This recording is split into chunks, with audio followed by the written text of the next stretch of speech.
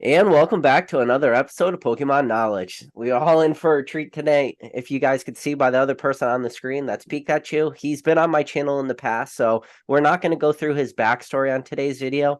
But if you guys do want to know a little bit more of his backstory in the hobby, in the description of this video, find a couple links, a link to that original video, but then you'll also find a link to Peekdatchu's YouTube page. He's had some awesome lives where he's had some literally the biggest collectors in the world have been on his channel for one-on-one interviews.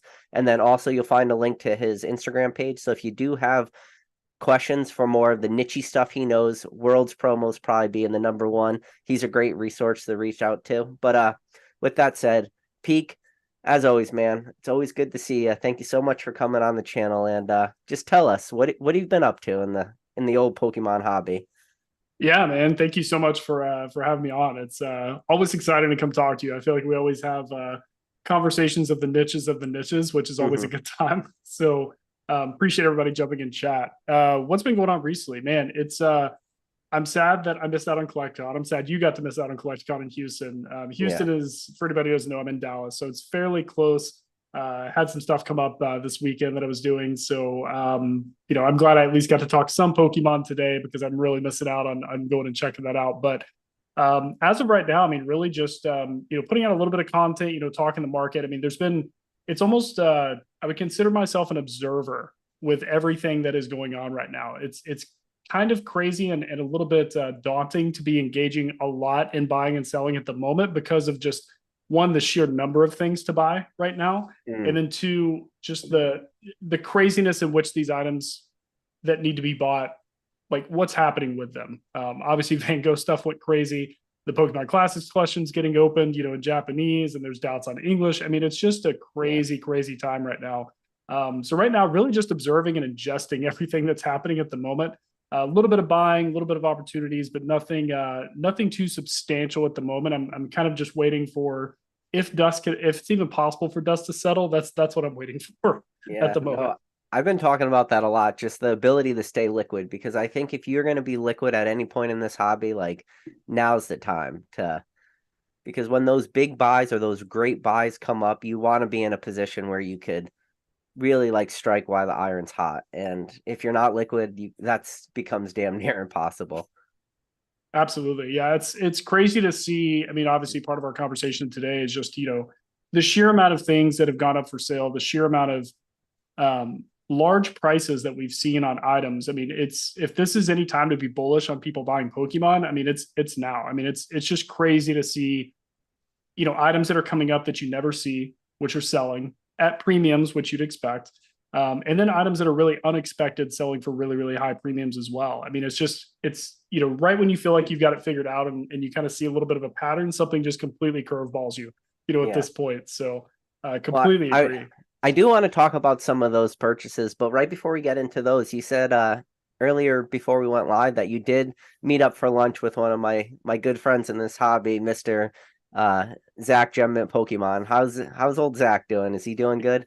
He's doing great, man. He was out here for a project for a couple of weeks, and I saw him posting about it. If anybody follows him on Instagram, he was looking for people to sort cards, stuff like that.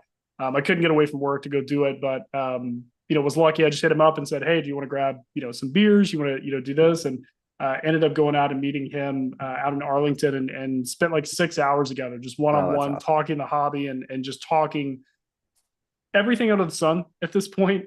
Zach Yeah. is such a amazing true collector in our Yeah. hobby. So it's really great to get his, get just discuss his takes in a very candid, non-recorded. I don't even think I did like a picture or anything with us. It was just literally us hanging out and enjoying each other as friends and fellow collectors. So um, yeah, hearing a lot of what he has, going on when it comes to business and everything in the space right now, and how he's navigating that, and what he's seeing out there is, that's one of the guys you should definitely try and get on again soon Oh because yeah. he's got Zach's one so of many things going on. Yeah. He's one of the true greats, man. And the fact that he's doing Pokemon full time now, I'm really excited to watch how he's able to navigate it because if Zach can't do it, I'm in the like feeling that nobody could do it. So, but I think Zach has a awesome road ahead of him, and I'm really rooting for him to do some big things in the hobby. But one of the things I would like Zach to do is, and I know Zach watches the channel, maybe he'll watch this on one of his flights or something, have it like preset.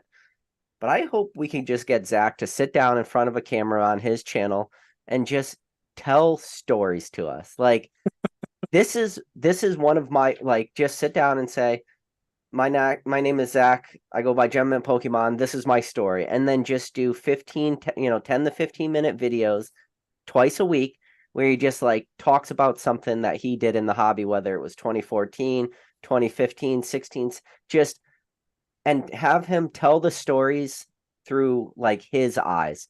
How did he see it? What was the card he bought? What was the feeling like? What was the market like at the time? What was it like reaching? Because, sometimes stories have to be maybe kept a little secret because you don't want to like broadcast them, but so much time has gone from 2014 to now.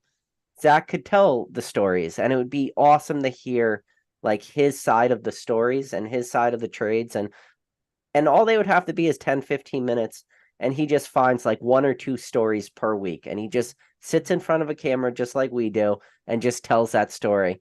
And the beautiful thing about those stories is they're timeless because it's all historic, right? Like prices will be lower, times will be lower, demand will be lower, but the stories, because they're timeless, they'll be rewatchable for us at the time of that release of that video, or you could go back and watch those videos 5 or 10 years into the future, and they'll still be the same because it will just be a snapshot of a moment in time. And I hope Zach could one day do that because he's a steward of the hobby. There's a lot of stewards of the hobby, and he's definitely one of them, man.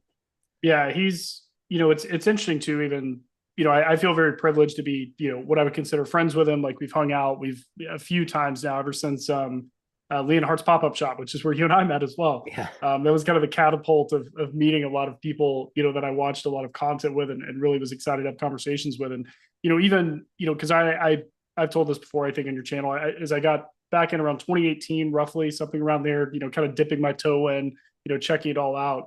And, that's one thing, even talking to him just yesterday and alluding to what you're saying, if he ever did that, it's really great to hear how things were then and how they are now, and still how similar those are, at least for me. Me as a, one thing Zach and I have in common, I think, is we really enjoy hunting for cards that really we should not be able to find. That's one thing that is never changed really in this hobby. I think, for him, the biggest challenge is there wasn't a ton of, supply or demand. I mean, demand, if people don't know that they have something or know that it's even, should I get this out of my mom's basement? It's been in there for 15, 20 years. They don't show up. So, mine is a little bit different in the fact that these things are out there. It's just even more of a treasure hunt, just trying to find someone who maybe didn't drag their feet or did drag their feet and, oh, I guess I can look at selling this now. Or so many people are contacting them to buy that you have to really beat them out or at least find that source. So it really is kid, right? Oh yeah. We talked about him too. You helped put him on the map. I don't even know what his DMs look like after the fact. You must have just caused an avalanche on him. They were, he had to ignore a few. I say a few, probably a ton, because everybody wants, a little piece of whatever he has. But yeah, that's a prime example. One of those people I remember finding John, for anybody who doesn't know, Blastoise Kid on Instagram. You can DM him. Good luck. I'm not sure if he'll get a response at this point, but he, I found him. I think his first post was like a photo of him at the 2002 Tropical Mega Battle. And I was like, hey, did you play? Like, that's so awesome, and kind of what I mentioned to, Zach yesterday. And I guess part of maybe that's called advice. If you really are getting engaged in the people of Pokemon, I never went to John with any sort of transactional relationship in mind. I never went in and said, wow, I wonder how much stuff he's got hidden away. Actually, up until I did that collector showcase video, I had a small idea. But I think as most of us found out, it was, a museum in a basement. Yeah. It was insane seeing how much stuff he had. So, yeah, finding people like that, I'm always more intrigued about the stories, where they came from, what they saw, how the hobby was back then. And I don't know, I think just being able to get to know the people in general is worth so much more than just the objects in which they have, because really their cards or their memorabilia, it's going to come up somewhere. It's just nice to know where the source is. If I ever see one of his things sold, I see a Tropical Mega Battle invitation that's framed in that brown frame that he has sell. It's like, Yeah. well, I know the guy that came from. It's not just a generic, storyless object. So yeah, Yeah, spot on. No, it's awesome that you help bring him to, like, I call it the mainstream, and you're always going to have that like attachment to these items whether you own them or not, like you just said, and that's part of it too, is just the engagement and part of the stories. And it's awesome that you can feel attached to an item that you maybe never owned because you know that backstory. And once you know the backstory, it just makes it a little bit sweeter too. But so now I want to get into some of the crazy sales that happened recently. So October 29th is a day that will live in infamy for the next couple months to years. A ton of different, like, Champions Festivals, Tropical Winds, just all these different world cards went up for auction through ZNG. And, well, first of all, did you know these cards were coming up, and what were your thoughts on them? And maybe you could, for everybody out there, give them like a little taste of some of the cards that were out there. Yeah, sure. So, for anyone who doesn't know, I'm kind of been unofficially dubbed, I guess, the world's promo guy, which is crazy to me because there's so many people who are into these type of cards. But I couldn't tell you guys, and I was mentioning this to PK before we went live, like how many DMs I get of how much is this worth? Have you seen this? Are you looking for this? And no photo, 2 followers, like just people who really don't have a social presence. But yes, to answer your question, I did know that these were coming up. So ZNG reached out. Hey, Worlds cards, right? Which is always my favorite kind of DM, right? Because that usually means I'm going to see something cool. And he's like, hey, I've got these coming up and signing them. And obviously that piques my interest. Am I thinking, oh, he's got, maybe some 2022 Champions Festivals. That's the most common thing, right? What's the newest promo card going to go for? As we saw, definitely not. This was a very historical consignment auction. I don't know if I've seen this many go out. I think SM Pratt had a decent lineup of maybe 6 or 7 vintage ones at one point, and you might recall exactly how many went on ZNG's auction block, but Yes. a ton So of I, cards. I have the list right here, and these are all PSA 10 that I'm about to name. I went before this live. We had a Tropical Wind 2007, sold for 7,400. A Champions Festival 2014, 5,200. Champions Festival 2016, 4,600. Tropical Wind 2008, and these are the years, $4,009. Tropical Wind from 2009, 3,565. Tropical Tidal Wave from 2010, $3,200. Champions Festival from 2013, $3,050. Champions Festival from 2019, $2,275. The Champions Festival from 2015, that's the one with the Rapidash, $1,325. Champions Festival from 2018, $1,300. Champions Festival from 2017, $1,176. Champions Festival from 2022, $960. Dude, you hear that list? That's all PSA 10. all Insane. That's the ridiculous. When I saw these cards go up, I actually saw them like shared through Discord right away, and I was like, oh, this must just be like a one-off. And then I was like, oh, let me check it out, and I was like, I don't get it. Why are there so many? But so I got a question for you. For the seller of those cards, does it make sense to sell all those cards in one auction block? Because you're talking, though, that's 30 to 40,000 plus dollars worth of cards. Right. If you can save 10% by auction them, spreading those auctions out, we're talking $3,000 to $4,000 extra you might make. And one of an examples that I found was there was the Champions Festival for the 2019 Champions Festival. Mm-hmm. On September 17th, or so it sold for, on September 17th, it sold for $2,136. Then on October 29th, it sold for $1,826. So that's about a $300 difference from September 17th to October 29th. The difference for October 29th is there was a ton of competition, and maybe not competition, but a ton of the same cards. Now, the buyer pool for those cards, why it is a large buyer pool, it's not massive. So when you have a lot of cards at one time, and we talked about it being liquid in this hobby, that liquidity factor, you got to be pretty liquid to scoop up $30,000 to $40,000 worth of cards. So, I mean, sure, that's $300, but it's a big difference. $2,136 versus $1,826, which it sold for on October 29th. What are your thoughts on selling all the cards on the same week? It's never recommended, no matter really what you have, to just dump. And well, I say this. Here's the thing: we don't even know if this is all the collection, like from this one Yeah. person. I mean, I'm assuming so. There really wasn't anything left out. Um, the way that I would look at it, if someone really was to have a collection like this and they really wanted to maximize their money, and they were going to go through a consignment service and do auctions, we don't have to get into like private sales or anything like that. I mean, that's the preferred route personally because that buyer pool is fairly known. Um, I think you I don't think it was the greatest move, mainly on the more modern champions festivals, mainly because those are so readily available as of Mm. right now. And that's one thing that, just it's crazy to even talk about Worlds promos being so available. But right now, I mean, there's lives that I was on, a couple years ago, I think now that I was like, I can't find these cards. Like they're not listed, like they're nowhere. And you might see a couple of them pop up in moderately play condition, unstamped copies, just about anything you want outside of really '04 for the most part. Stamped '04 is really available. And there's still some stamped '04s available. And as you guys have noticed, all the list and everything that PK went through, to my knowledge, I don't think there was an '04 in there. There might have been '05, maybe not in PSA 10, but what I would have preferred if I was, say, consulting this person is to stagger vintage and then slow roll modern into it over time. Especially looking at, if I was going to pull auction history and I saw one sold last month, same grade, same stamp, it doesn't really make sense unless you really need the money. Because I mean, at that point, $2,000, yes, it is a decent chunk of money. But when you're buying those cards, that's not really a big make or break, at that Mm. point. Those are ones that I would think, maybe a little bit later in the holiday season, maybe tax return season, something like really maximize modern cards because you have to be a little bit more strategic with that. Now, for something like the 2007 Tropical Winds, Japanese, PSA 10, I mean, you're literally checking every box that you want with one of the biggest heavy hitter cards of all Worlds promos.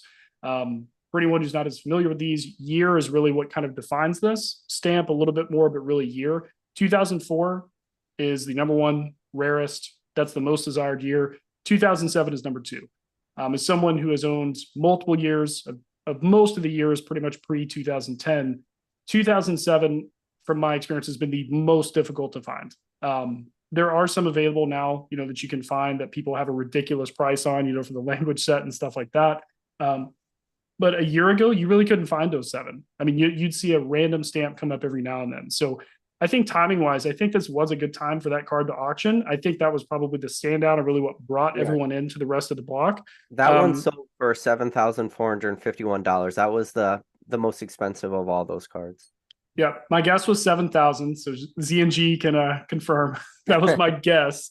Which those cards are so incredibly difficult to even put a number on because again, there's almost no auction history for especially those vintage years.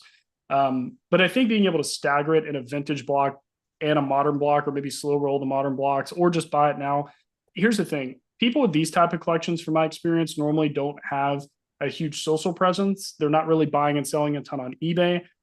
Really, they've probably acquired these over the years, and they're not really experienced selling these. So, for people who offer consignment services, Z&G, Dan Ketchum All Collectibles, Probstein, people like this are really a big benefit for either ex players or just older collectors who haven't really gotten into the buying and selling piece. I think that's really the biggest benefit for them. So I would say it was a good move. I just would have rather seen them staggered the modern cards. And when I say modern, I say pretty much anything post 2013, because for the most part, everything after that you can pretty much pick up online. And when you start looking at 2019, can you let us know? I know you said 2004 pretty rare, and the 2007. Is there anything about those years that stand out of why they became a little rarer opposed to like a 2008 or maybe a different year? For sure. So 2004 was the first true Pokemon Worlds. So there were, I think, 300, and somebody can probably Bulbapedia or E4 thread this and confirm, but a little over 300 competitors total in that year. I mean, there really were just almost no one there. And you think about, the popular times of Pokemon overall in the culture, 2004 was when, about a year after most people got out, including myself. It's just like, oh, I've grown up now. I'm going to middle school. I've got to talk to girls. I can't be playing with Pokemon cards. It's just kind of what it was. So that was the lowest print year out of all of them. One card that even comes to mind to prove that is like the 2004 Tropical Wind Staff. Charlie Herlocker actually has one at auction, to my knowledge, is still going on. I think it maybe ends tomorrow. first publicly sold one ever, raw, graded, anything. And it's the CGC 10, which I'll be watching that very closely, and I'm curious what that will actually turn into. 2007 is one of those that is really interesting because 2005s are fairly available. That's the tropical tidal wave. You can usually find those actually, which is kind of surprising because you would think 2005, 2006 would be a little bit more difficult, but 2007, I think, suffers from the same thing 04 did. 2007, dead hobby. There really wasn't a lot of people out there, looking for these, playing with the cards, competing. Another low print run year, I guess, let's say. In addition to most people, just for some reason, whatever it may be, hold on to their 2007 tropical winds. I just have never really seen a huge influx of those. I know, just a kind of shout out, I guess, eBay stores, Bulbasaur is one that I follow a lot of. He's got actually quite a bit of Worlds cards listed. Probstein sells quite a few. And ZNG. I mean, really on eBay, that's about it when you'll see buy it now is listed or auctions from my experience, from fairly known guys. But even 2007 for people who have just these monster stores, you might see one or two, every 6 months, if that. So I think that's probably the main reason. It's just a very low print run and very, very, very difficult to acquire. No, it's good to know. And for everybody out there, kind of give everybody a little understanding of why do you see some of these cards? Why I know the answer, but why are some of them tropical winds? So why are some of them Champions Festival? Why are some of them tropical tidal waves? What's the difference? Aren't they all Worlds cards? What's the difference? And so it's one of my favorite things that people say, same art every year, same card every year. It bothers me so much because they are different and there are subtle differences to it. Subtle differences. Even with tropical winds, people are like, oh, it's just another tropical wind. I'm like, guys, it is not the same. Look at them side by side. It's people make a big deal about alt arts and regular arts or whatever. It's this is basically the same thing. So the main thing is they're not all just Worlds cards. I mean, again, year is really going to define kind of those sectors of what's rarity, what are you looking for. Personally, I'm a big fan of tropical winds. I think those are some of the best arts in the hobby. They showcase Psyduck, which is one of my favorite backstories to how he got into the card and things like that. And I won't go into that, super in detail. If you guys look up why Psyduck is on, any of the Pokemon Worlds cards, it's actually a really funny story.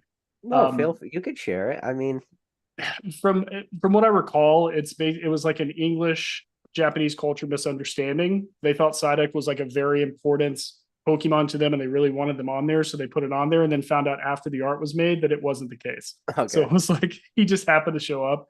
And I always like that he's always being punished on the card or he's in distress. It just makes me laugh.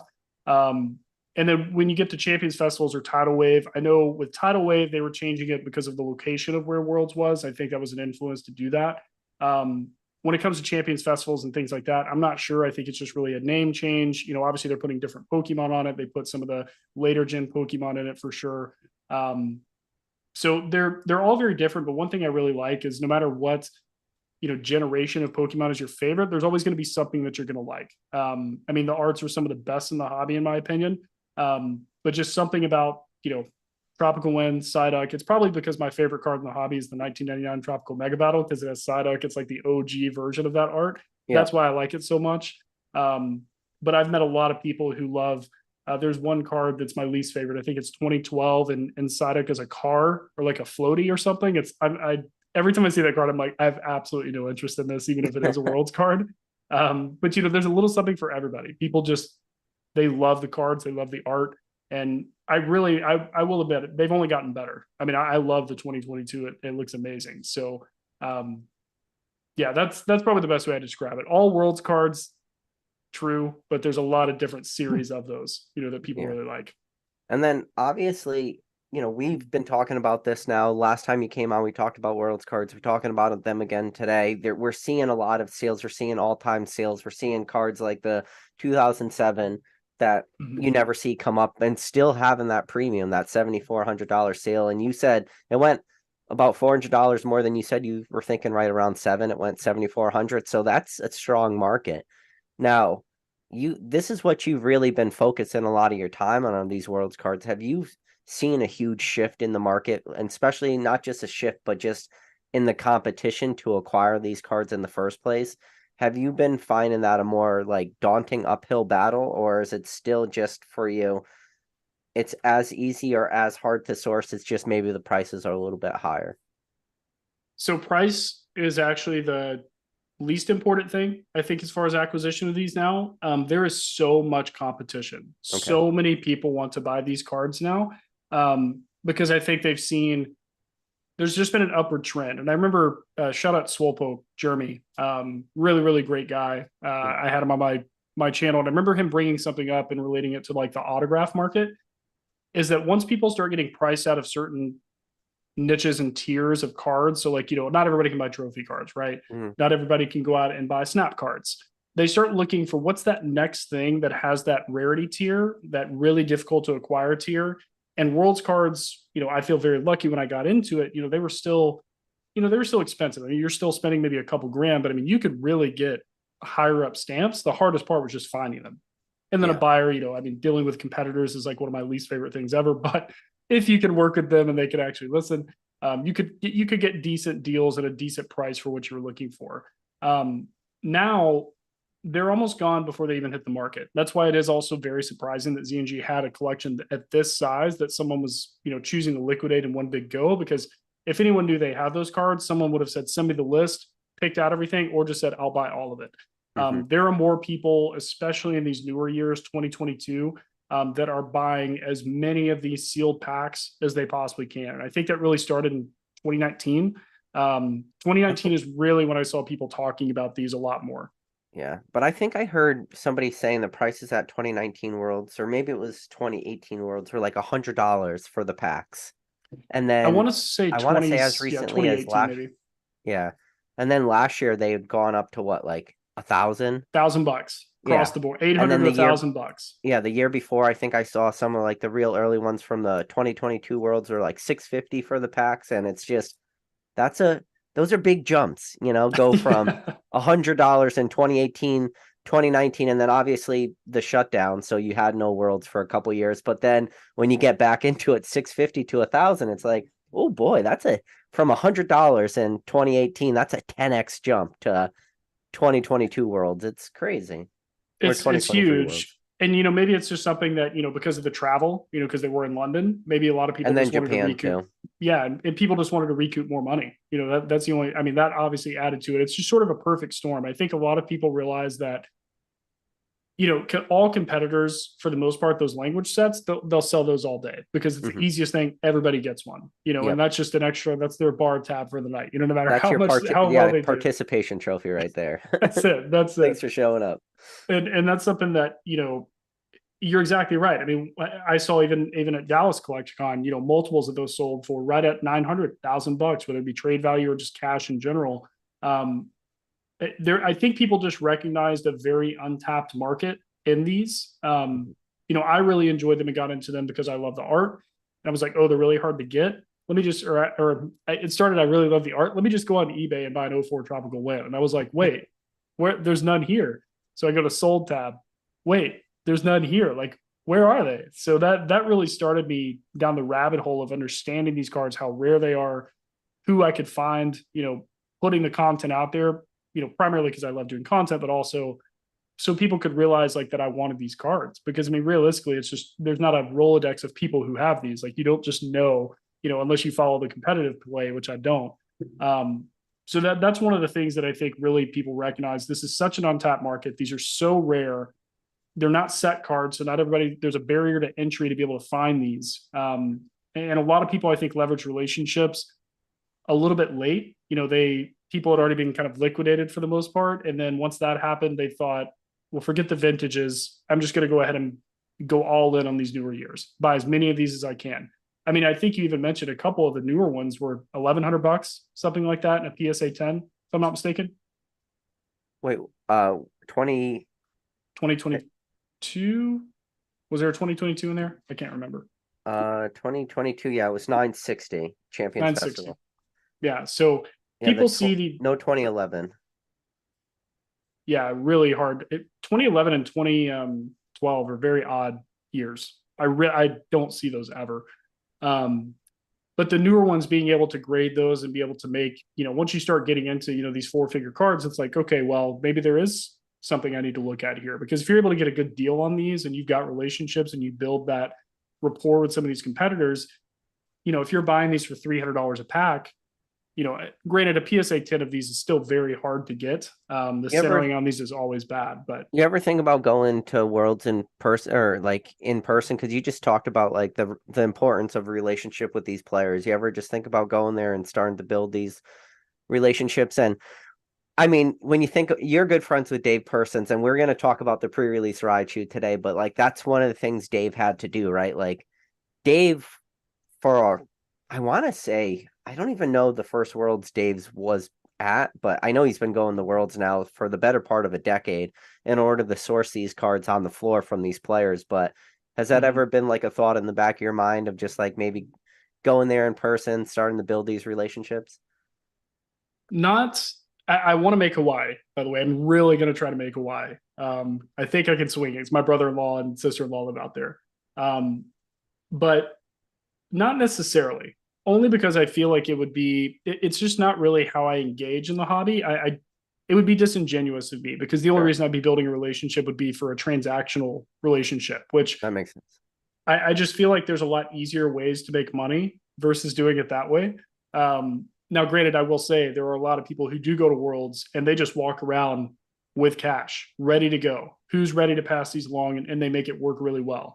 I think when you think about this year, that was the problem. There was a lot of people with really deep pockets went to 20. I mean, there was a lot of Instagram posts like paying top dollar, willing to beat any offer. When you see Instagram posts that's like willing to beat any offer, that's a dangerous post right there. It's Well, here's the thing. There's a big barrier to entry now for even the number 1 through number 3s. When you've got so many different parties, bidding war 1, 2, and 3, just imagine what competitor, entry level packs are. I mean, it's just the volume of people going after these. I mean, even Dave for his 2022, he got to go through, I think, 1 or 2 different cards to actually find a copy. I mean, it was just crazy to, have that happen. And, like you said, I know him, we're friends, and, I know in the past, like, he's a beat any offer guy. That's just what he is for those particular trophy cards. Cause you really get that time to buy them. After that, it becomes incredibly difficult, to do.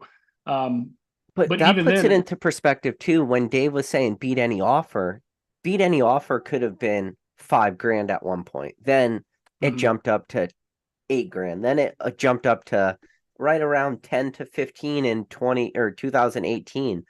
Now to beat any offer in 2023 for a number 1, I heard stupid numbers coming off the floor. I was like, and I threw out numbers where I was asking, I was like, what was it, like 70? And they were like, no, there was multiple offers above 70. I'm like, multiple? Because you just mentioned it too, is the competition's bigger, but they're not individual buyers anymore. Now you got these groups of people pooling their money, and they're might as well, it's not institutional money, but it might as well be the Pokemon equivalent. Money. Yeah, the equivalent of institutional money in this hobby now is going after these with like multiple column investors or whatever. It's a different world. Like, I'm happy I don't interact with that market. Yeah, there are more brokers probably bidding for those cards than there are actual people who are paying for the cards. I mean, most people don't even have to go to Worlds now to buy those. Everyone has someone who can say, I'd like you to bid on my behalf. Start it at 50 grand and see where we go. And you've got up to this number, and then call me. And then it continues going up. And it's, I don't know. I see the positive of like for the competitor to be able to get as much money as possible, but I also see it as a negative, because at that point, once the bar is set, there is no getting those for less than previous years. It's just how competitors think. They don't care. They just go, I'm not going to keep this. I have my trophy. That's what I want. The trophy card, okay, let's nickel and dime the collectors all the way up. All it takes is I don't know, and then of course you've got another $5,000 coming your way. It's just how they operate now, and that's the hard part when there's that sort of barrier to entry, because normal guys like myself and you, it's we're lucky to get a language set, which is great. There's some stamps you start looking at top 32s and occasionally quarterfinalists. Like you might be able to find or somebody just get happy with staff promos, stuff like that. Yeah, staff promos are great. Those are really, really easy barriers to entry. And I think out of any collection you can build out of Worlds promos, because getting every single stamp is just not. I know one or two people who have completed it, or they've got one stamp left, which it's taken so much money to do and so much time, a decade. I mean, But Charlie's the only collecting, one that I know, and I think Charlie's pretty vocal about that being. yeah, he's the only person. Well, I won't say that. I've known two or three people I've seen an O4 staff card, but Charlie is the only one I've known that had multiples of it that he's posted publicly, so I can say that. And Charlie, the caveat there is English too. He doesn't really. I know he dabbles a little bit in other languages, but it's definitely English is his go-to. Yeah, English is the way to go with it. And from a collector standpoint, being able to get a staff from X number of years is fairly easy. They're always available. Especially in the later years. I mean, you could type in, Pokemon World staff, and you can find a bunch of listings for those. So there are areas where people can get into these cards. So I don't want anybody watching to think like, oh, Worlds promos, like that's those really crazy expensive trophies that everybody talks about. Like, I'm not going to touch those. There are cards that you guys can buy it, especially if you're international. Like if you care about Spanish, Italian, French, I mean, they come in a bunch of different languages, similar to like the Pikachu World Collection. Those are actually very affordable. I actually looked up before our live. There's a 2007 stamped Spanish card. Again, same print run as the rest of the 2007s. It's $2.99. Buy it now, our best offer. Like you can really get into these, and if you don't care about English and Japanese, you just want the art, whatever it may be. But I think that's the real hard problem now is there's just so many eyes on these cards. And like you said, institutional money, I wasn't going to say that, but you're absolutely right. The group buyouts with these cards specifically, for my knowledge and also my speculation are just really getting started. I think we're going to see these continue. And I don't, again, not financial advice, don't go out and buy these. I don't have any crazy Worlds cards in my collection. So just so you guys know, I've liquidated those. I think the pricing for these is only going to go up because I think more and more and more people are going to buy more and more and more of these cards in volume in order to do long-term, profits. Yeah, it's funny you say that because when Dan sold his full art Pikas, I was like, you know what? That's a lot of money for trophies. He sold it to Rusty, and I was like, I don't know if Rusty got a great deal, but now knowing the market and the way it's reacting right now, I look back on it, I'm like, you know what?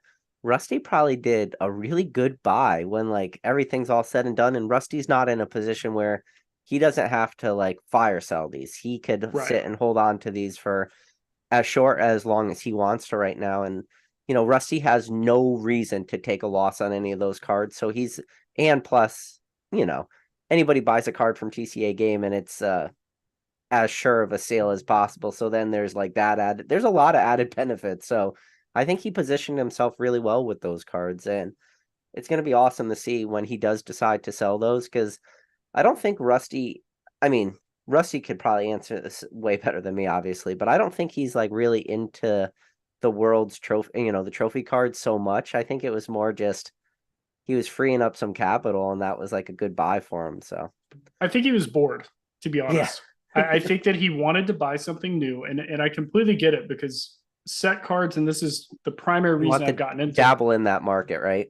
Yeah, I personally, and I'm not saying this is 100% the case for Rusty, but I mean, ripping packs and pulling cards is really fun, but it gets repetitive, and I can only imagine on the scale that he's been at. It's fun to hunt stuff like this, and granted, it's TCA Gaming. He's buying I forget, it was number 2, I think. I think he got the number 2 and number 3, and then Dan tried to sell him the number 1. But yeah, which good on Rusty. I love the lack of FOMO in him. Like, I've got to get the full like.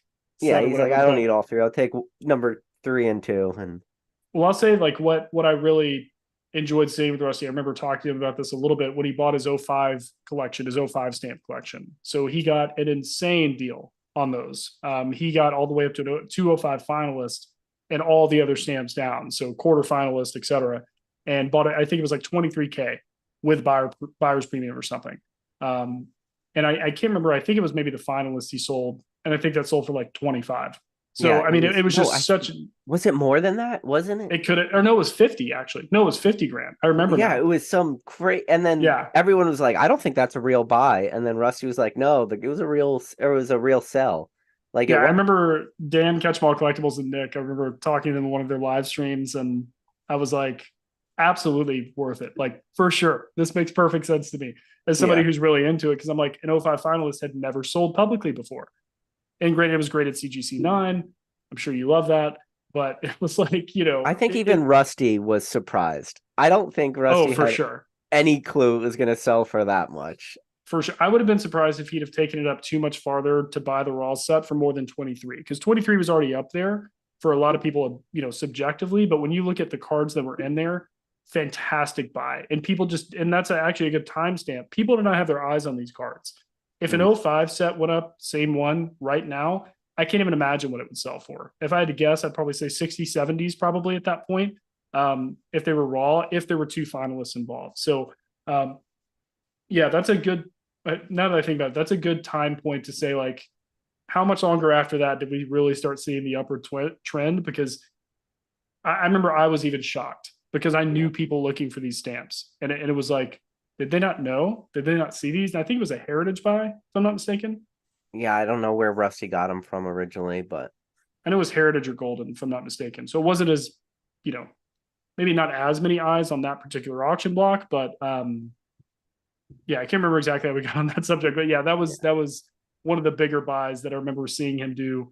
Um, oh, I remember you were saying that might have been a really good buy for Rusty, since now what Worlds cards are doing, like that trophy. So yeah. one thing with the group buyout side too, and this is something I haven't really talked too much about. But the thing is, when you see usually market manipulation at scale, you're seeing a large volume of cards. So maybe it's a particular, on the lower end, maybe a particular alt, like the Machamp alt art. Let's just say that, that thing skyrockets for however long. People make their money, they get out, right? Or you start seeing Charizards, set cards of those. The difference is with trophies is there's so few of them, and Mm. all of these buying groups know each other, that you don't have to worry about someone liquidating and dropping your profits versus these other cards. Because if there's so many people buying volume of other cards, if they get to a point to where they're, hey, we need to return, money to these people, they're going to fire sell them. Like you said, people buying trophies, it's not like you're going to see all three, go up, three separate auctions all go up at the same time.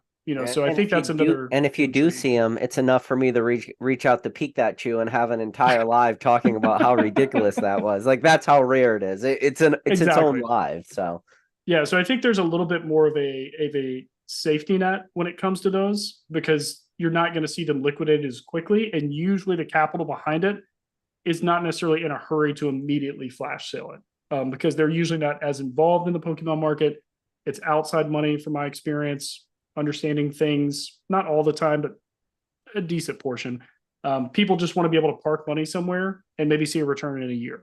So you're not going to worry about people just flipping as soon as Worlds is over, as soon as PSA or CGC gets it back, they're hitting the market. So I think there's a safe haven in being able to, sell that to a group of people who want to buy these, is that, hey, we're not going to see somebody half our price because there's not enough of these to even do that with, if that makes sense. yeah. So Mason had a good question, and I would like to get your thoughts on it. So he talks about one of the players getting the pedigrees on his graded trophies. What are your thoughts on that? Because one of like the problems that have happened in the past with trophies is the extra copies, right? So it's Mm-hmm. where did this extra copy come from? Was it a player's? Did it leak out of the factory? Is it a PK Ono or whatever, like extra copy? Like, what are your thoughts just on like pedigrees when it comes to these graded trophies for players? So I love it, and I wish that it would 100% of the time happen, because I think it is probably one of the best things to call back to the player and why the card even exists in the first place. Like, Pokemon doesn't just print this just to make it rare. I mean, they're awarding it to someone who worked all year, Hmm. who knows how many hours into the game. I love, again, the historical significance of cards. You can always say right now, I mean, with trophy cards, oh, that's a 2022 number one. That's really where the story stops. You don't really know. I mean, you could probably do some research, or, talk to who bought it, and say, who did you get this from? I love the idea of pedigreeing slabs with who the winner was. I just think it adds another layer of coolness to it. What's even better, and this kind of dabbles a little bit more into the sports side of things, obviously we've got some time until this probably happens, but if you could find a player who is just very well known, dominates for a certain amount of time, 5-10 years, how much more worth would his cards be than say like just someone else's whose pedigree that just won 1 year? I think it just adds a whole different level of complexity to it. I think that would be so cool if that happened across the board. I'm a big Yankees fan, and like one of the best Yankees team ever is 1927 Yankees, that murderer's row. And I know Babe Ruth's 1927 like World Championship ring was bought by Charlie Sheen. Yes, Mr. Tiger Blood himself bought that That's for like right. $1 million. But you know, like just that, even though the 1927's Yankees was one of the best teams of all time, had a ton of home runs between them, and like it took the better part of like 60 years for somebody to like even break their home runs in a season. But Babe Ruth's World Series ring will always be better than everyone else's. And I know Lou Gehrig was on that team. I know there was other monsters on that team, but there's It's only Babe one Ruth. Babe Ruth World Yeah. Series ring from Murderer's Row. So I think it does add like a huge credence to because you got to think like maybe like I don't know, the bat boy of the team might have got a World Series. I don't know like how far down Yeah. they go in 1927 to who got a ring, but I'm sure there was some front office person that got a ring or something. I think still to this day, like some front office people get World Series rings, but Babe Ruth's ring, like that's the ring that matters. And I think when it comes to these trophy cards too, it's the same way. It's like you want the winner. You Right. want to know it was his. You want to know it's not just some guy who leaked it out of the factory because he was working in, you know, product control or whatever. Like it's good to know that you have the true one. I think it makes a difference in my opinion. Well, and just to, yeah, I could, and that's such a great comparison to exactly what we're talking about. I think just having, because again, and I wish we would have seen this for like, older Yeah. competitors. If you think of vintage years, like if you had, you know, PK's trophy from '04 before he went on his rampage from '05 to 2000, like there's just something to say about like someone's first trophy. I mean, there's just so much complexity you can get in there. Oh, you own a PK trophy. Oh, wait, you own an '04 PK trophy. Yeah. It takes it away from like how many there were and it just gives it more of a story. Oh, what deck did he play? I mean, you pair it with like buying one of those championship decks, like maybe you get an auto in there. I mean, it could just really be such a cool way for Pokemon to merge the card game with, I say the card game, the collector side of the card game with the competitive side, and actually have more fans into it because they want to tune in and see like, Yeah. are there people who are really building legacies, and is there something I can collect from the competitive side of the game? That's cool, man. That's a really good question, Mason. I wasn't aware that people were pedigreeing that way. So that just gets my brain going. Like Well, people should do this. so 2004, I believe it or not, I can't think of the World Championship decks for 2004, but I could think of like both World Championships decks from 2005 because one of them has the Dark Tyranitar and then one of them has the Blastoise from Fire Red Leaf Green, and I know it's got the Squirtles from Fire Red Leaf Green in it too, but like that would be cool to be able to like have the trophy and then also like know the deck they played. Like who was the person that played that Blastoise deck? Who was the person that played that Dark Tyranitar from Team Rocket Returns? Like the problem is I could think of like the cover boxes of 2005, Mm-hmm. but I can't think of the cover boxes of 2004. But Yeah, I just think, I mean, you just explained, I mean, and I mean, if you really wanted to fangirl out for this, I mean, you end up getting the physical trophy with it too. I mean, you could just have such a cool, iconic timestamp of what Pokemon was at that point, what, like you said, what they played, what they won. I mean, it's, I mean, I've even seen, you talk about world stuff. I mean, you see some of the jackets or the t-shirts and stuff like that sell for like competitors. I mean, you could really build something really, really special if you were, inclined to really collect that sort of memorabilia. And from my, just someone who collects now and has been in it for a few years, like there's not a lot of items that you can do that with in the hobby now. There's just so many, like the Van Gogh stuff I thought would have been amazing if it's super limited, iconic museum, iconic theme, Pokemon Center blasted. It's like, give me something to chase. Give me something that I can timestamp this point in the hobby where, in 10 years from now, you and I go on a live and it's like, remember that? Like, check it out. Here's how I've built this. I mean, it would just be so much more fun, I think. Oh yeah. I mean, don't worry. We're here. We got you. We got you. We Oh yeah, there it and, is. and I got one. I can't even see it because of the glass, but I got one. I replaced the special delivery Charizard. Now it's a Van Gogh Pikachu in the background. Oh man, he stepped it up. I mean, I love my folded left corner. It's like the best thing ever. Oh yeah. It's my favorite. So It's this. It's the my Pokemon Center stamp Squirtle promo, which I made multiple videos talking about. I had people telling me it was going to be a $20 promo. Did you see most recent sales for that? no, A I PSA haven't. 10. So most recent sale is 1,500 in a PSA 10. There's one currently at auction right now. I could tell you what it's currently at auction for. Was 1,500 the first sale? That was the first sale. Okay. So hold on. You got one. So there's one currently at auction. I'm clicking on it. Sorry, just give me a second. No, it's good. I watched your video on this though, and I remember you talking about that. Yeah, so there's one currently at auction, PSA 10, Pokemon Center stamped Squirtle. $748 with 34 bids with 3 days and 19 hours left. So they did a 10-day auction. Man, what do you think it'll end at? You think it'll hit 15? I might end at more. I'm just so happy that I called it. You did. I remember the video, and you did I say made like, I multiple think these videos. are I going to talked be. about it Yeah. as like I want to see how this works out, and everybody was like, "What did you do with your promos?" I was like, "I didn't sell them. I still have Mm-hmm. my 4. I wish I went and bought them at 40 because I thought they might have been underpriced, but it was I wasn't sure if like Pokemon would re-release them, and that's the problem with a promo like that. If they get re-released, they're gonna crash. But Right. Pokemon Center doesn't usually do that though either. Like it would be more or less a first. Like they never re-released Special Delivery Pikachu. They had the original release, that was it. Special Delivery Mm-hmm. Bidoof, the original release, that was it. Special Delivery Charizard, long release, but once it was over, done.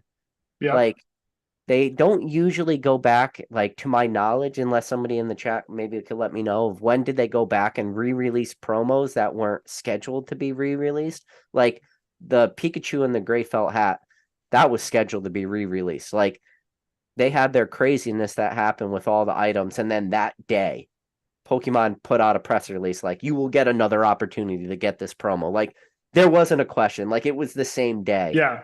We didn't see that with the Squirtle or anything, so. Yeah. With the felt hat Pikachu is just such a. Instead of 10 years now looking back and be like how cool that was, we're gonna look back and be like, how cool was that? Also, what a crazy, like Crazy. terrible way to handle this release. Yeah. Like which I watched your video on the Fusion Strike packs, by the way, which mine came in separately. So same with you. I saw Okay. your video and had no update, and I was like, what's happening? And then Yeah. finally got it, which I opened those packs with GenMet, which we didn't pull anything great. So the packs were whatever. But Did you get the single packs or 3-pack blisters?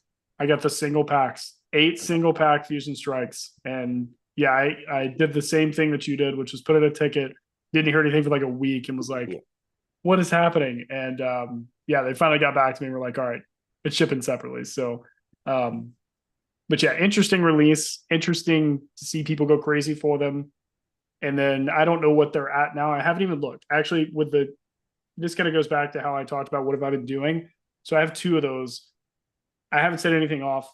Haven't really even looked at prices since I got it. I was like, I need to step back for a bit and just kind of enjoy for a little bit longer time period, like what I have, and not like the more I read into what stuff is doing price wise, I'm like, oh, I should buy or oh, I should sell. So I'm glad you said that. So let me ask, and that was going to actually be a question I was going to ask you. So I'm glad you said that, but do you find yourself being able to do that well, like removing yourself from all the craziness that's happening and like realizing, do you think we're living in a very special moment? Meaning, and what I mean by that is this a one and done type thing? Like we're in the peak of peaks and the booms of booms of Pokemon, and like it just gets worse from here? Or do you think that this is just one moment in a very long trajectory of this hobby? Meaning, are we going to have multiple Pikachu and Gray Felt Hat promos every couple years into perpetuity. It might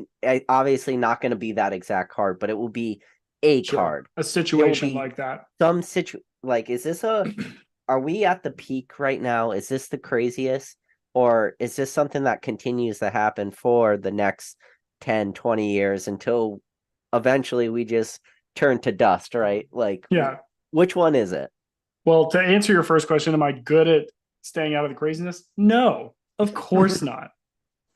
If you're at any point involved in this hobby, like at our level, like there's no, of course not. There's been so many things that I've bought, that I've sold, all reactions to the craziness. And it's never really turned out well. I mean, there's been some wins, but like at no point was I like, man, I'm so excited I did this. Like it never feels, it feels, it's like a very sharp hit of serotonin and then it's over. Like, so no, my answer is no. Dude, But when it comes to where we're at, like, I think it's definitely a small amount of time in the longevity of this hobby. I think it's been a rocket ship for years. I think it's more crazy now I mean, 2020 was nuts, but I think it was nuts because everything was selling at high prices. This is nuts because of the sheer amount of demand that we're seeing with just everything. Stuff that's not even like, oh, let me go chase my childhood and get a Charizard or a Blastoise or a Pikachu. No, like it's like, oh, they're releasing like, you know, Pikachu journals. Let's buy 100 of it. Like, I mean, it's just so nuts that how much they're printing and how much like memorabilia and everything matters right now. Now, do I think that that's collectors? Absolutely not. I think it's a lot of people recognizing, probably going on at least a year, probably into this, a lot of people who have been making money consistently off of just modern releases. What I think is going to happen is people are going to slowly age out of this, whether it be not necessarily just your how old you are, but age out of like how much patience and how much interest you have in this hobby long term. You know, myself, most of my hobbies tend to last 4 or 5 years, and then I sort of keep them there on the side, but then I move on to something new because I get bored. I want a new like refreshment. The thing is with Pokemon, they're very, very good at hitting you with new stuff, like very interesting stuff, not just new they're a freight sets. It's train like nonstop, man, going down the it's track. crazy. It's crazy. And like it's hard to have self-control in this hobby. I mean, it really is. And I've talked about this in the past. I don't know how people can go and like FOMO into this or buy into this. And I mean, with just everything that's happened in the course of last year and especially even recent times, I'm like, they just hit me with 151, a Van Gogh Pikachu promo, a Pokemon Classics collection, like within like a month. I'm like, what am I like? How are we supposed to not buy all this? You know, Yeah. and then I have to like bring my brain back and I'm like, okay, let's be a little more specific on what we're looking at here. But I I bought think along, go so I ahead. bought two of the classic collection boxes because you mentioned them, and people were like, "Why didn't you buy more?" I had opportunities to buy more because I'm gonna do those as Japanese or like a English? English Okay. for so $400 a piece. That's $800, and I'm gonna do it as a cannibalized play. But the problem is I don't know what print quality is gonna be like on these things. Like I've already seen poor print quality on the Japanese ones that doesn't feel good about being an English purchase, you know? And Yeah. I'm like, that's $800. Like, do I want to wrap up $800? I cannibalize all these down and I break even after months of time and a bunch. It's like, but maybe I don't know. And then hindsight's always 2020. Maybe I'll look back on these in a year from now and say, I should have bought more than two. I should have bought 20 of them Yeah. and sourced as many. I mean, I think Walmart had like some fake unlimited supply. I don't know how Walmart keeps doing it, but You could order as many as you wanted. And I don't that's get where I that pre-ordered mine as well. But I've gone back and forth. Well, here's a question for you. How quickly are you going to cannibalize these? when I get them. I'm gonna Okay. open up one, like, but this is the thing. I'm getting them from two different sources. I got one from GameStop or yeah, Best Buy.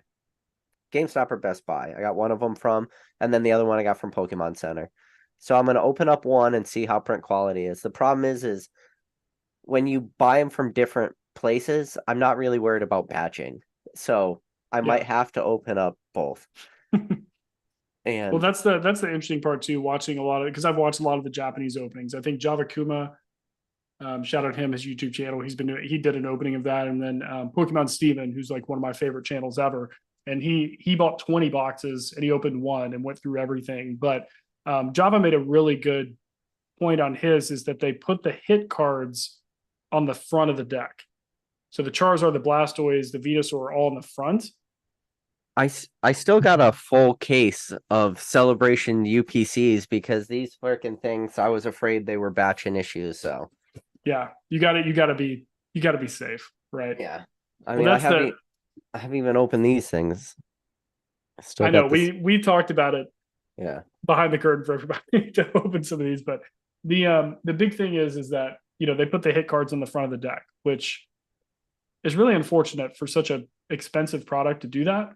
My eye is really on I've got there's a couple that I'm getting ready to probably pull the trigger on here in the next week or two.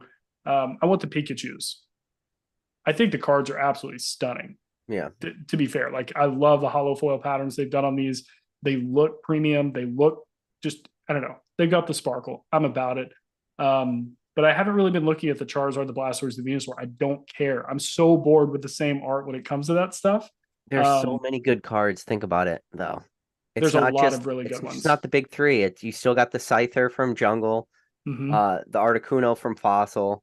The You got Zapdos looks sick. the Mr. Mime from the Vendon series, which we never got in English, so this will be the first time we ever get that in English. There's still the Chansey, there's still the Mewtwo, and then there's still like Charmander, Squirtle, Bulbasaur, and then Ivysaur, Charmeleon, and War Turtle. Like they're all hollows. You get two of each of those. Like there's so many options, right?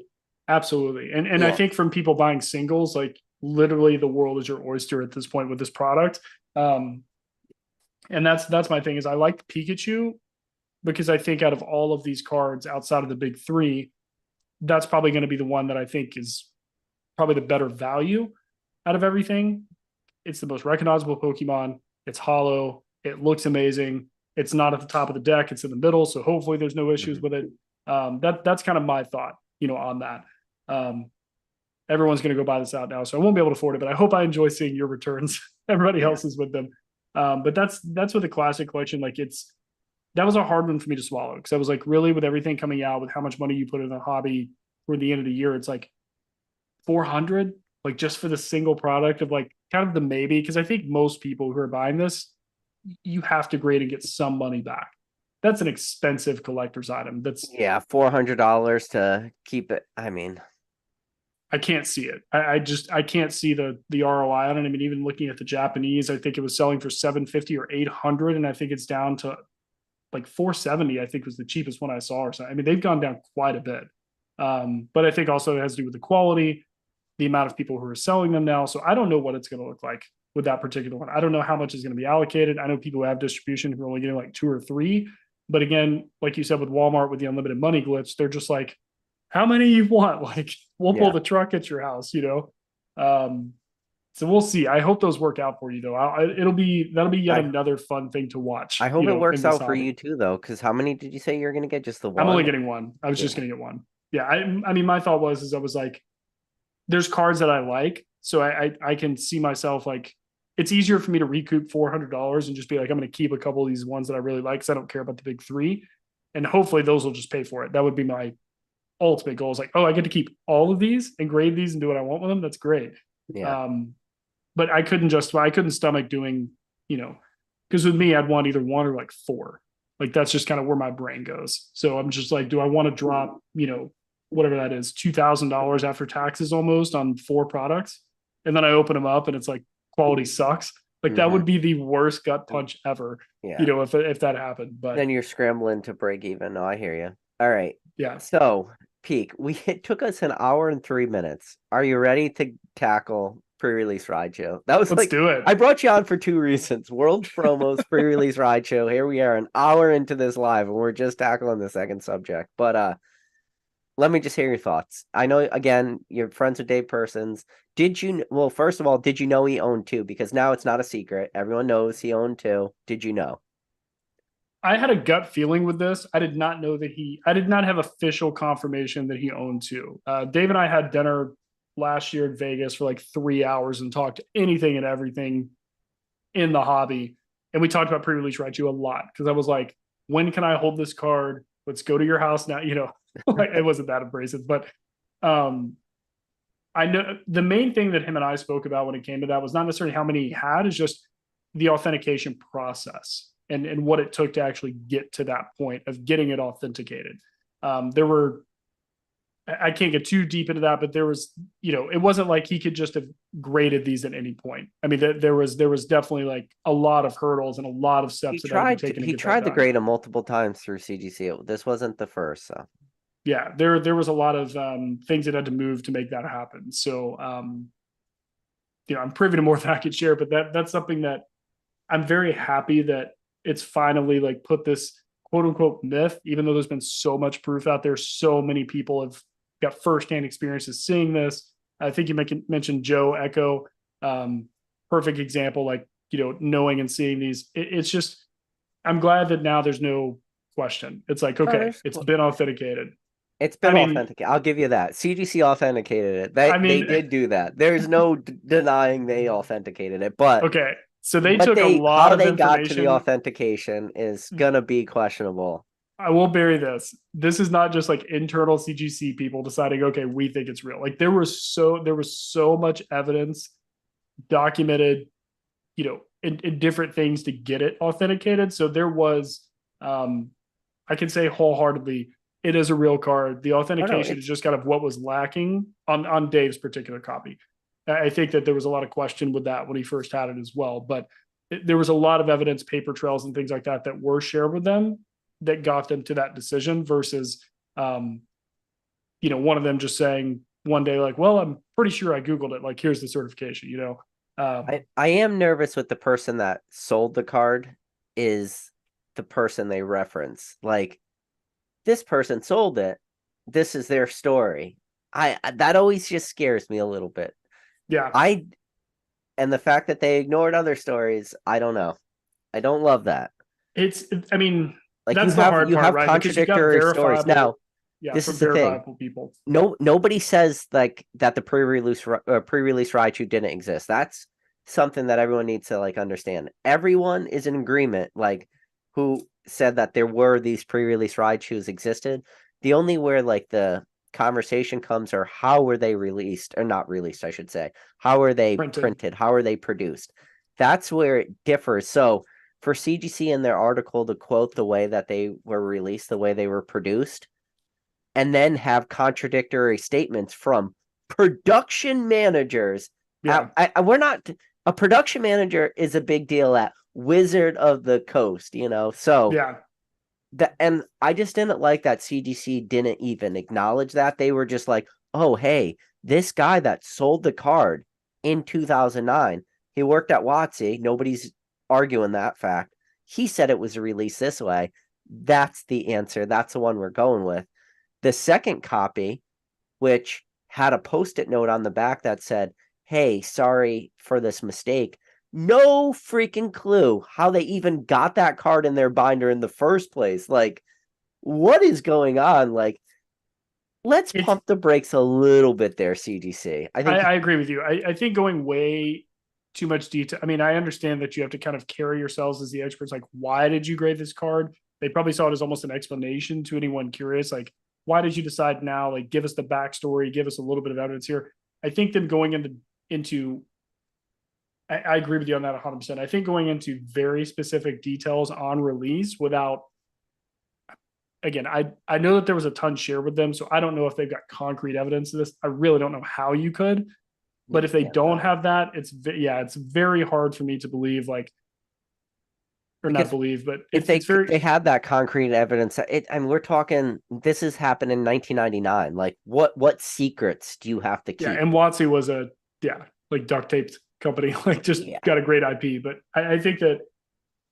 them going into detail and yes, I agree, not being able to say, like, although the release details of this, like, they could have said it a lot more vaguely, I think, than they really had to. Like, they went into very specific detail about it. And granted, I think that was purposeful based on what people were telling them. But I think, yes, if they've got, true experts in-house who are going in and talking about this card, like, I think that definitely should have had light shined upon it, is like, or just not spoken about at all. Either say that, yes, release details are fuzzy, here's what we believe, but we verified it as a real card. Or that's what I would have liked. If they were like, we verified it, and then they did all the that XRF analysis on the pre-release stamp. They compared it to examples of the pre-release Clefable. Fable, They yeah. said it's the same stamp. We believed it was done in the WotC factory. We believe it was done at the same time. If they left it at that, and that was their sole reason for like authenticating it, while maybe like a lot of people wouldn't love that, I would have been like okay with that.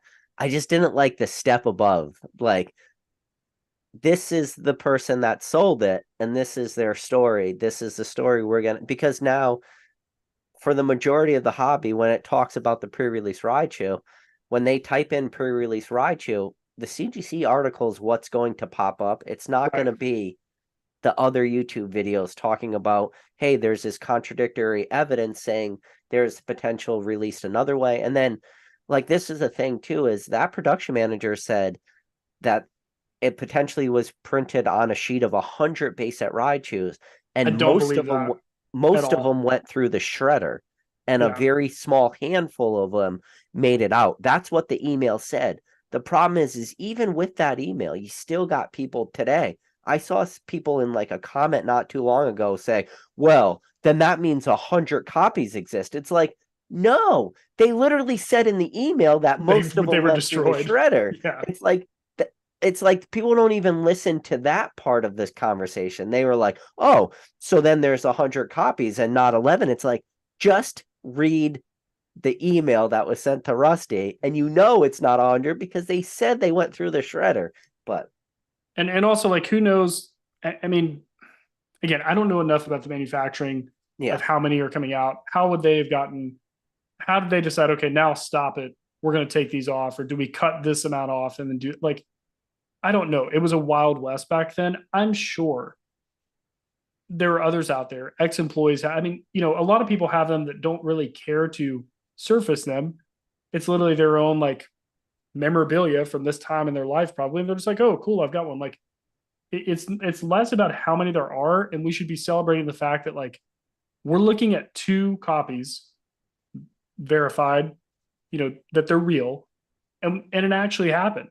I mean, that's the thing is like, I mean, of course, CGC is the one who did it, because I've always joked like they'll grade your toenail if you mail it to them because they don't care. Like, yeah. let's put a number on it. But it's nice to at least see that finally happen with that particular card, because I know even since I've been in, there's been so much debate on it Oh, about every I've single always been in corner the of it. camp of pre-release Raichu being real. I've always A was on hundred that. percent. Dave released a video years ago. Yeah. I mean, his son did like a whole PowerPoint in school on it, like with Yep. actual photo. And Dave's one of those guys, like he's going to buy something, but especially at the price that he bought that at, he's not one of those guys. 10,500 in 2009 is a ridiculous price. Insanity. He's not going to just throw that money at somebody if there's even a chance it's not real. Like, there has to be some sort of thing that convinces him otherwise, or an expert maybe that he brought in, someone who's really in depth in the hobby at that point, that he values their opinion. So I personally, I didn't have any doubts that the card itself was like fake or fake stamped or whatever Maybe it was. Like, his copies, like more so than the problem with these pre-release Raichu. There's a lot of fake stamps that sure, existed.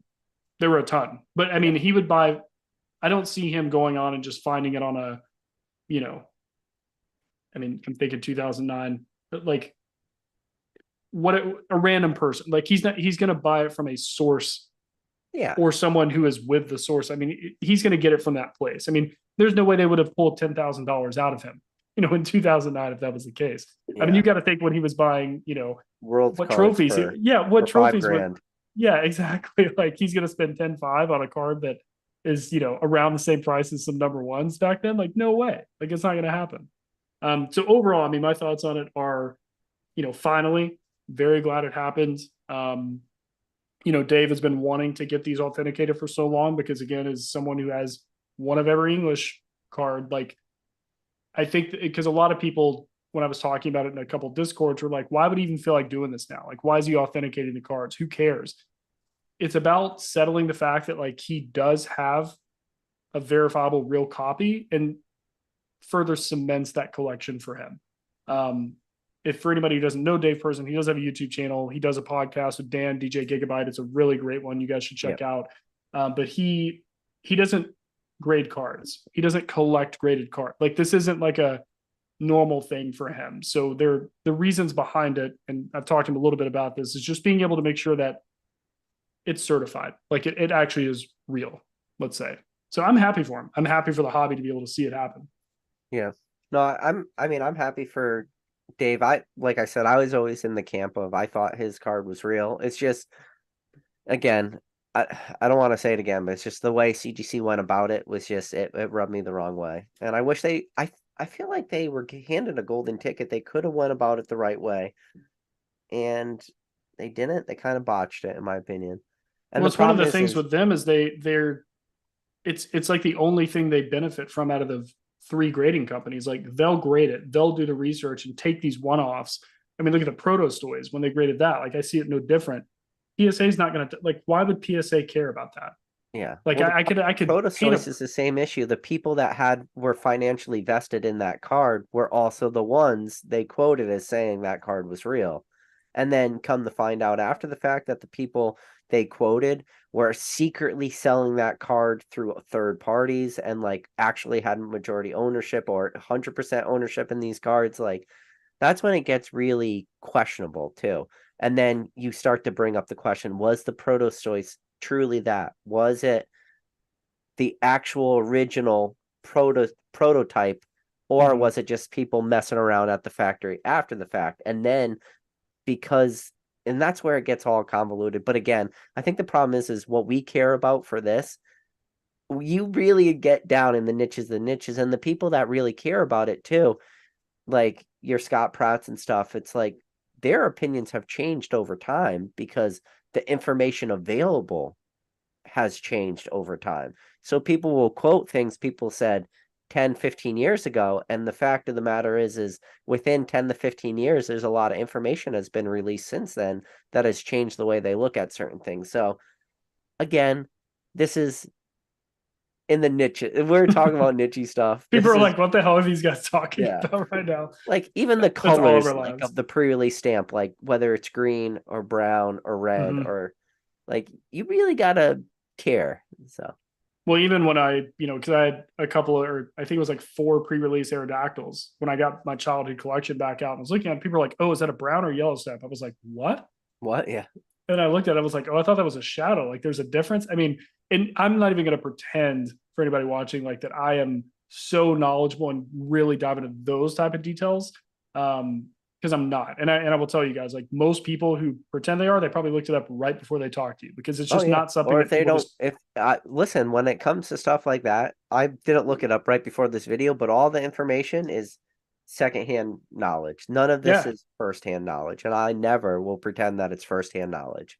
Well, the Protostoys is funny because I saw that posted on Verbank on Facebook way before like it was graded or anything. And a guy like getting just absolutely destroyed in comments. Like, what is this? What are you Yeah. doing, dude?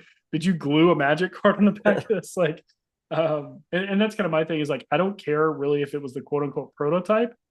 I do care if it was like created at the factory, same machines. I don't care if they were messing around. That's even more fun for me.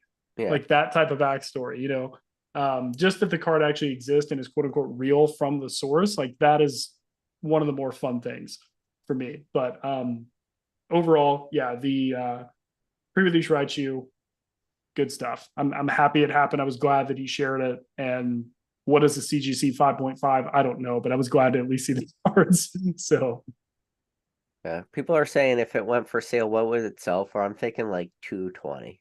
the pre-release Raichu. Yeah. Thinking like Oh quarter man. million. I know what's being I know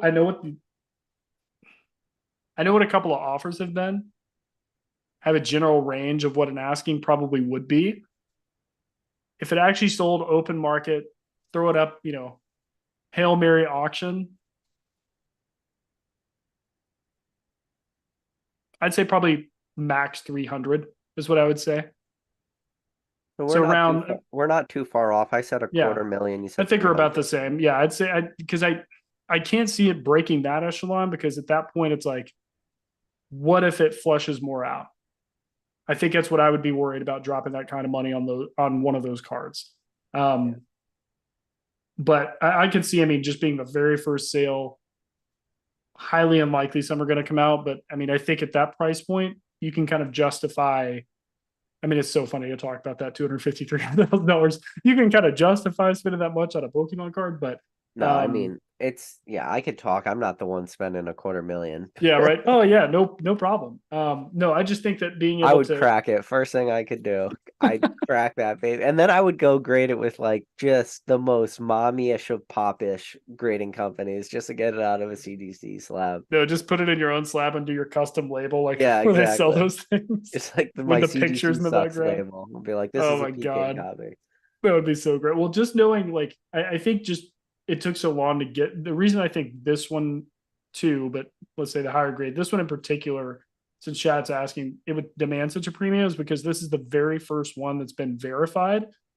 And I think anything after this, I think it really has opened the door to where like people are thinking like, oh, what could I get by them now? Could I get another one of these by? I mean, I don't know. I I think mean, that people try to do pre-release stamps past them, I think. The question will be, CGC is going to probably reach out to him and be like, what's the pedigree behind this? I think yeah, that's a problem. And then it would just be maybe tough.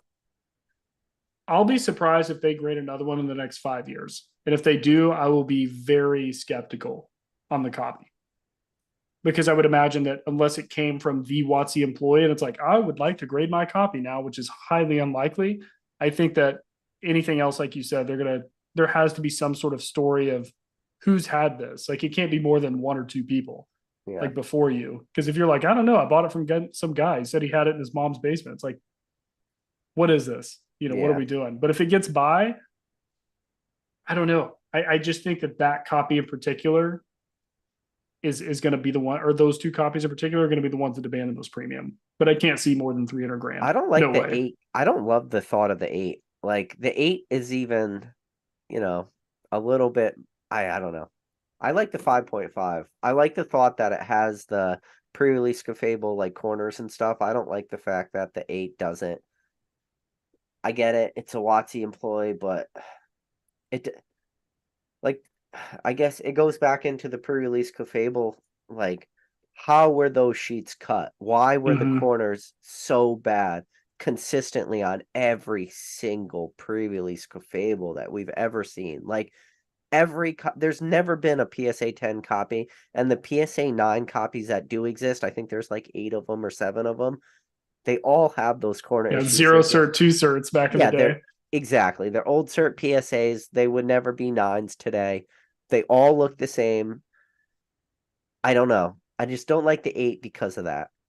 I mean, there's also, I mean, this is how I view all grading companies. I think that there's obviously an incentive if you've got two side by side and the other one was a legit CGC 5.5, which I don't even know what that is on a PSA scale, probably a two. It's like maybe they had them side by side and somebody's like, you know what, let's give it an eight. It's so subjective. Like it's so ridiculously subjective. And maybe they just wanted something, hey, here's the higher grade one. Congrats. Like, there's a lot of things that could happen with that. So do I believe in the true quality difference between a 2.5 point scale up? CGC, I don't know. I mean, I haven't seen photos of the back, so I don't know what the exact thing looks like. So I I like the wouldn't be, 5.5. That would be the one I would want. it I'd seems to be actually more value that historically higher than the accurate. eight. It seems to be Grades, more historically accurate. yeah, grades are in my opinion kind of meaningless at that point. Like the Mm-hmm. 5.5 because that's the 5.5. That's the card I knew about. I knew that Dave bought that card. I knew when he bought well, I wasn't around the hobby when he bought that card, but I knew the story of when he bought that card and stuff. And that's the pre-release Raichu that I always like kind of quote in a way. The Mm-hmm. eight, I had no clue about the eight. That surprised me. Surprised a lot of people out there. I guess there was a few people out there did know, but it was a small group. It Oh, wasn't. that would have been an extremely small Yeah, list. I mean, it yeah. probably just people who were involved in trying to get it verified. I mean, that's the Hmm. only thing that I would imagine. But I mean, thank goodness for Dave even documenting what he's had up to this point. Because imagine him coming out of nowhere and then they just graded. There's no backstory. There's no like story of acquisition. It's just like we graded this. I mean, I'm just very thankful that he actually put that out there years ago, and we actually got something out of it. It's kind of a payoff after all the work. Exactly. But all right, Peak. I have to go to bed because I still have kids in the morning. We did a little later live. I know you I have your appreciate kids at that. home too, and we gotta usually start at 9. But I'm glad I got you on my channel again. But for everybody out there who is not familiar with Peak's channel, he has a great channel. Like if you love long form content like this, if you love good conversations with collectors, Peak has an absolutely amazing backlog. If we got I don't know where number one mod in the game is, but I see Mason Berry out there. Mason Berry, if you're out there, you could do me a solid. You could put on your number one mod Drew shoes for a minute and link Peak's channel. That would be great. But I recommend everybody out there going. Peak, you still have one of my all-time favorite lives I've ever seen on a channel was you, Rusty TCA Gaming, and Charlie Herlocker. That live you had was that's one of my absolute favorites, man. I Solid. appreciate that, dude. It was a good time. Those are two really, really great guys. Really Yeah. enjoy them. And listening to Charlie, listening to Rusty on the same live, bouncing off each other, like sharing thoughts and stuff.